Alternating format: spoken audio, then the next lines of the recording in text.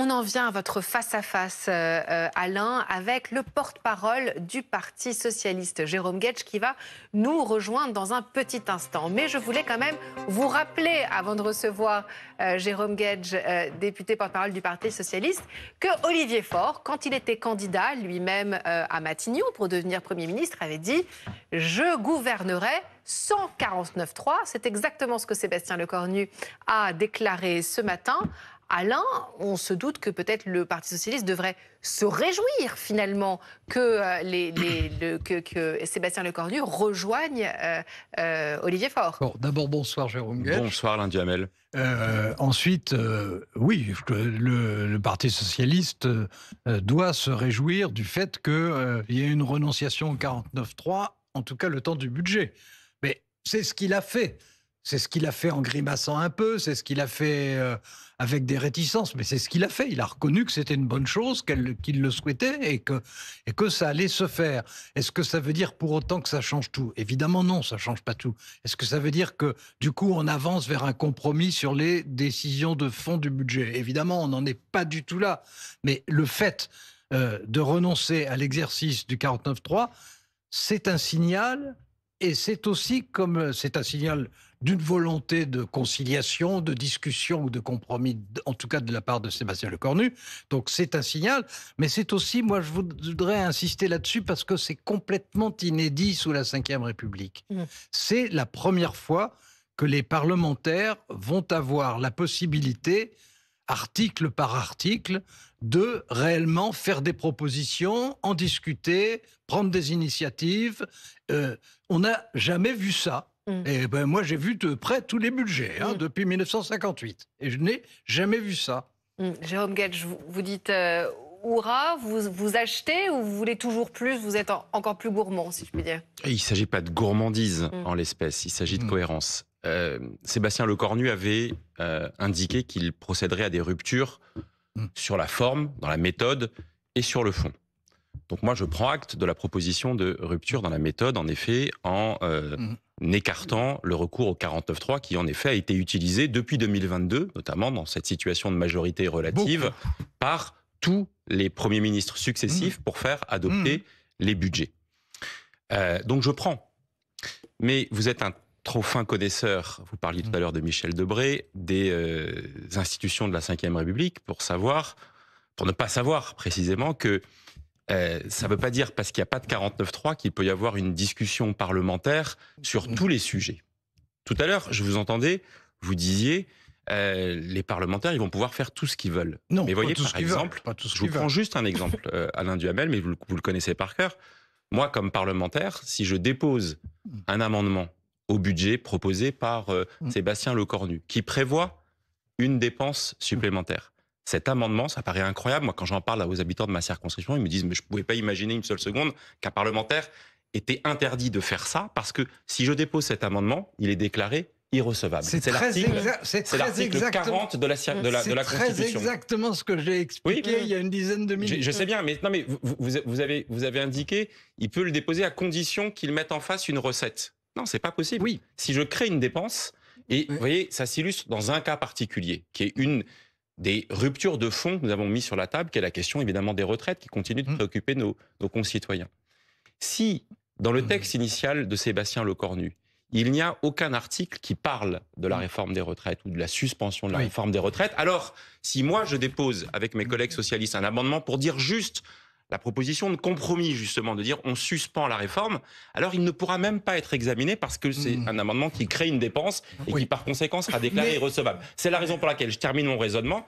Je prends le changement, la rupture de méthode, la rupture de forme. Mais vous ne vous en satisfaites pas. Non, je dis encore un effort, monsieur Lecornu. Oui, bah bien sûr. Encore un effort, et il a jusqu'à mardi et la déclaration de politique générale pour répondre, non pas aux socialistes en tant que tels, pour répondre aux attentes de nos concitoyens, qui sont inquiets en matière de pouvoir d'achat, qui sont inquiets en matière d'impôts et donc de justice fiscale. Ils n'ont pas envie que ce soit eux qui payent et qui compensent le déficit alors qu'on épargnerait les plus fortunés. Et en l'état actuel, les propositions, moi j'ai eu accès, parce qu'on y a accès les uns les autres, au projet de budget tel qu'il est Ouais. transmis au Conseil d'État aujourd'hui. Et pour l'instant, il n'y a pas de bouger significatif. Alors je veux bien qu'ils nous disent c'est le débat parlementaire qui va le faire, mais le compte n'y est pas pour l'instant. Alors pour l'instant, c'est la culture du compromis et Oui, mais le moi, je suis débat prêt à le faire, le aussi. compromis, Donc voilà. effectivement, on débat.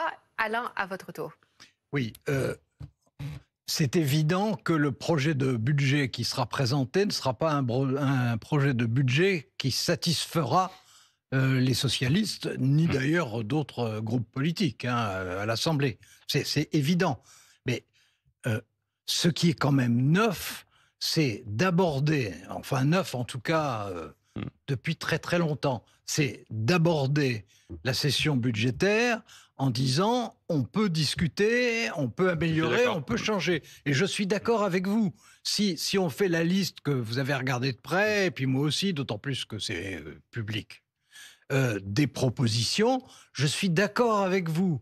Les propositions sont trop modestes par rapport à la fois aux attentes des Français, mais par rapport aussi à la gravité de la situation budgétaire française. Ce qui est sorti jusqu'à présent est très insuffisant. Mais je suis sûr qu'il y aura des propositions qui iront plus loin. Et est-ce qu'elles seront directement dans la déclaration de politique générale de mardi ? Est-ce que ça sera dans la discussion ? Je le lui conseille. Oui. Je le lui conseille. Je reconnais avec vous que mardi, on attend tous, je veux dire, les uns par engagement et les autres par intérêt intellectuel, mais on attend tous, évidemment, des propositions plus hardies que ce qui est sorti jusqu'à présent. Mais si on prend un exemple qui est toujours mis en discussion, qui est celui de quelque chose à propos des plus grands patrimoines français. Bon, si on prend ça, on va sûrement dire au départ, ça n'est pas assez ou ça n'est pas la technique qu'on aurait voulu privilégier, c'est pas la table Zuckman, donc ceci. Mais il y aura quelque chose. Et il y a 2 ans, qui aurait dit qu'un gouvernement de droite dirait il doit y avoir quelque chose ? Qui l'aurait dit ? Vous avez raison. En tout cas, pas moi. Vous avez raison, mais il faut que ça soit consistant. Voilà, c'est ce que j'ai. Et compréhensible par les Français. Autrement dit, que ça soit une mesure dont on voit très bien comment elle aura lieu, qui ça touchera et dans quelles conditions. Alors, c'est exactement le cœur du problème. Les Français ont parfaitement compris l'esprit et les modalités, par exemple, de la taxe Zuckman. Ils ont compris que ça touchait une partie très limitée des très hauts patrimoines, 1800 personnes, et que c'était un outil puissant avec son rendement, plusieurs milliards d'euros, autour de 15 milliards d'euros, pour justement, l'ordre de grandeur est à peu près celui-là. Le problème que nous avons, sans trahir de grands secrets, c'est que les mesures pour l'instant esquissées par Sébastien Lecornu, vous les avez évoquées dans l'échange précédent, c'est une taxe sur les holdings, mais qui ne concerne pas les biens professionnels. On nous dit que ça peut rapporter 1,5 milliard à 2 milliards d'euros.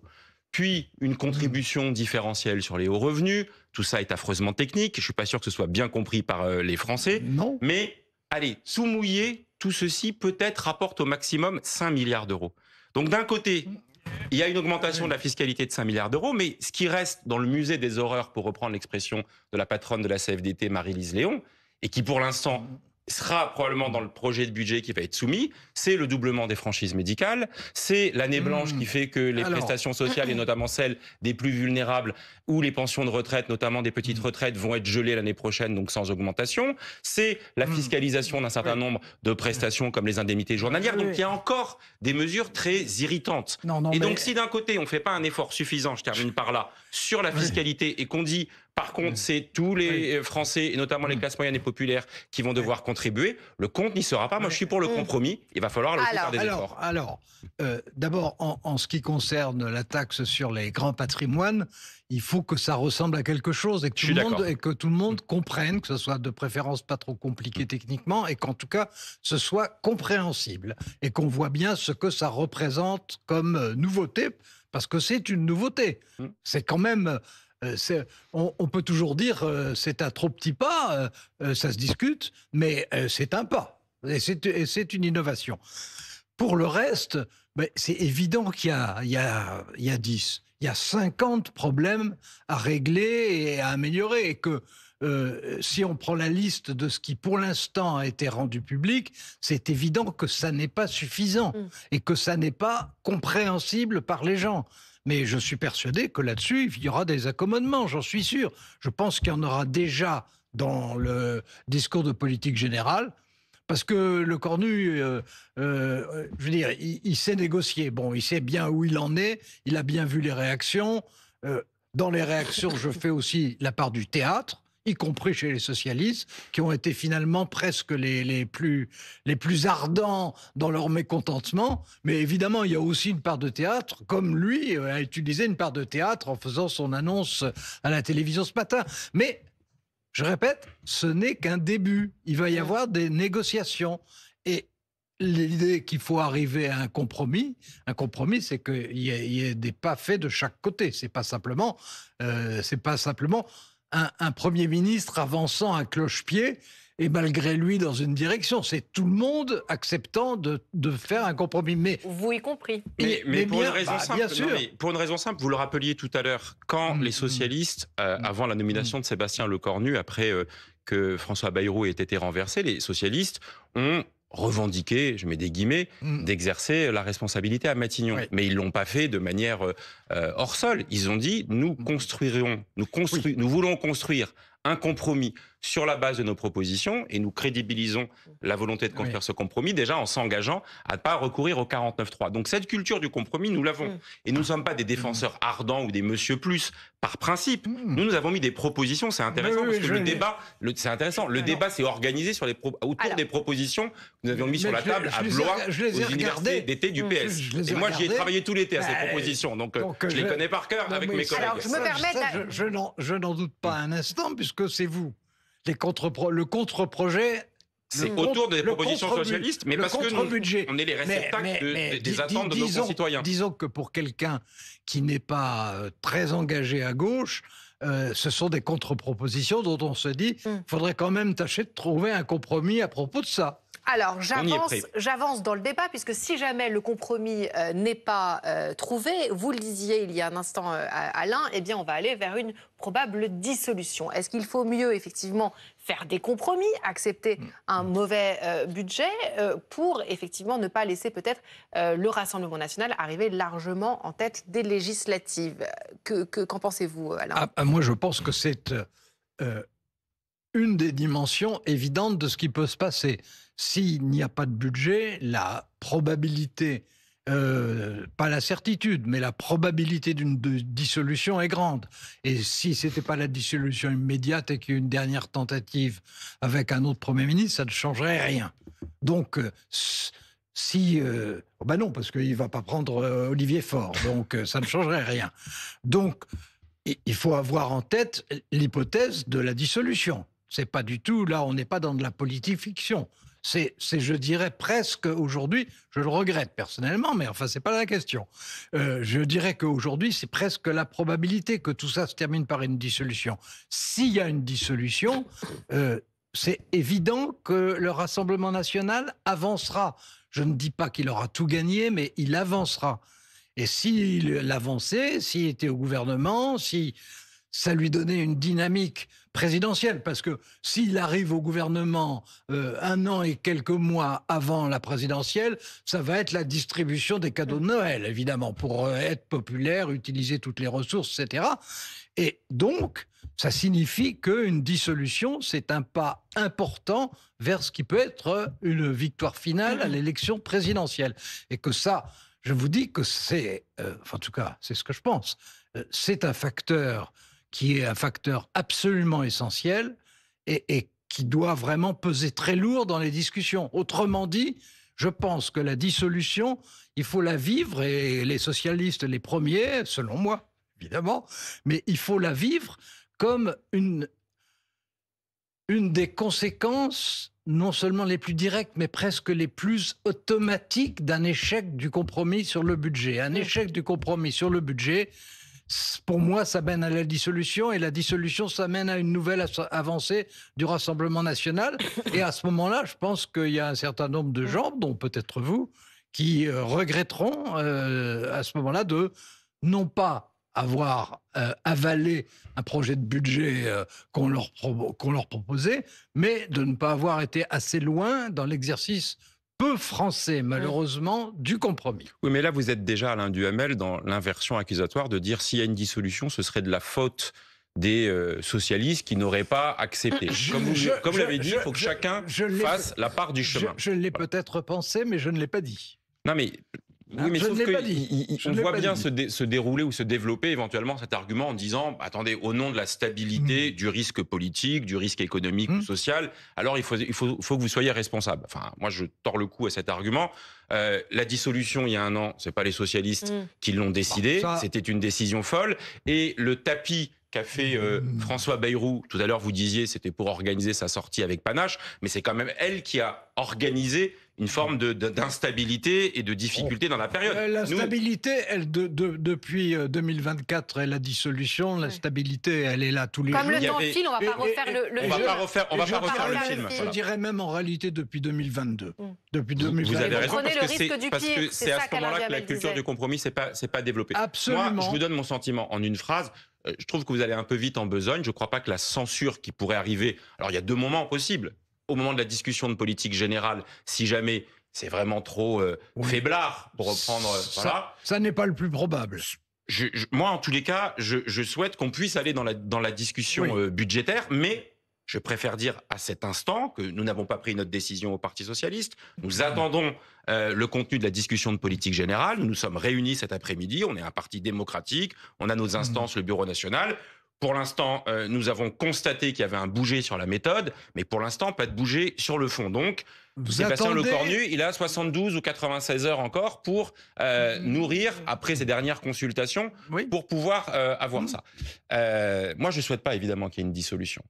Je ne le souhaite pas pour les raisons de tapis rouge déroulé au Rassemblement national dans ce contexte. Et cette dissolution se transformerait encore plus en un vaste mouvement dégagiste général à l'endroit de la classe politique dans son ensemble et singulièrement d'Emmanuel Macron qui emporte la responsabilité. Ça irait bien plus loin. D'où la responsabilité de ceux qui, je le redis, à ce moment-là doivent répondre aux aspirations des Français. Ce gouvernement est minoritaire, il ne peut tenir que s'il répond aux aspirations majoritaires des Français et majoritairement ils sont sur le pouvoir d'achat, ils sont sur la justice fiscale, ils sont sur les services publics, sur l'hôpital, sur l'école, sur le grand âge, sur plein de sujets, sur le logement du quotidien. Des sujets sur lesquels le Rassemblement national est très fort. Regardez le sondage qui s'affiche sur les intentions de vote, effectivement. 33% Jordan Bardella et Marine Le Pen, 15% Raphaël Glucksmann.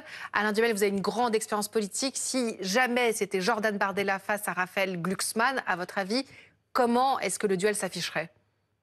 Bon, alors on n'en est pas là du tout. On n'en est pas là du tout, mais néanmoins, regardez les sondages. Non, mais je vais essayer de vous répondre. Si par hypothèse, Raphaël Glucksmann était au second tour, c'est qu'il aurait reçu énormément de soutien de plusieurs formations politiques. Celle dont il est le plus proche, les socialistes, bien que lui soit social-démocrate, mais enfin les socialistes en simplifiant, mais aussi d'autres. Autrement, il ne serait pas au second tour, par hypothèse toujours. Il ne serait pas au second tour. S'il y est, c'est qu'il y a derrière lui plusieurs partis politiques. Est-ce que dans un cas comme ça suffirait ? On n'en sait rien. Il est probable que s'il y avait un débat entre Jordan Bardella... Enfin, il y aurait un débat, puisque c'est la tradition que j'ai expérimentée. Donc, s'il y a... Je sens que là, vous seriez gourmand de l'animer, ce débat-là. Je dois dire que ça m'amuserait assez. Ouais. Même si je suis beaucoup trop vieux, mais enfin, ça m'amuserait quand même. Bon, mais en tout cas, s'il y a un débat... je n'imagine pas que Raphaël Glucksmann soit le perdant du débat. Si c'était Marine Le Pen, ça peut être différent. Parce que Marine Le Pen a un côté bulldozer. Alors, en face de quelqu'un de très techniquement équipé, c'est très bien. Bon, là, il y aurait quand même quelqu'un qui en serait à sa quatrième candidature contre quelqu'un qui serait un débutant sympathique, un débutant attractif. un débutant cultivé, mais un débutant. Un débutant qui serait donc ratatiné peut-être par Marine Le Pen, si j'entends, si je traduis vos propos. Je vais pas dire ratatiné. Moi, je le dis, moi. Là, on personnalise. Oui. Le vrai sujet, c'est que racontent l'un et l'autre. Absolument. En réponse aux attentes de nos concitoyens. Je suis d'accord. Le vrai sujet, c'est la question de est-ce que le Front républicain, bien mal en point depuis 2024, fonctionnerait à nouveau. C'est pour ça que l'hypothèse Glucksmann n'est vraiment qu'une hypothèse. Hein. Parce que là, dans le débat, on donne un petit peu l'impression que c'est la probabilité. Non, c'est pas la probabilité. Ma conviction, c'est qu'il y a un espace pour une candidature d'une gauche républicaine, écologique, sociale, universaliste, laïque, qui se singularise du reste de la gauche et qui est capable de réconcilier les Français en évitant de mettre de l'huile sur le feu et de la division, avec des convictions claires sur les préoccupations que je rappelais tout à l'heure et qui ne sont pas aujourd'hui traitées ni par le Rassemblement national, parce que sur les sujets de taxation du patrimoine, on les entend pas, le Rassemblement national. Nous, quand on déposait des amendements de rétablissement de l'impôt de solidarité sur le fortune, le Rassemblement national, il ne les votait pas à l'Assemblée nationale. C'est la fin de ce débat. C'est la fin de ce débat. Oui, c'est la fin du débat, mais ça n'est pas la fin du débat présidentiel. Et sur le débat présidentiel, encore faut-il que les propositions de celui qui serait en face de Marine Le Pen ou de Jordan Bardella tiennent le coup. Tiennent le coup. Et que ça ne soit pas la cacophonie d'un côté et plus que la cohésion, la discipline militaire de l'autre.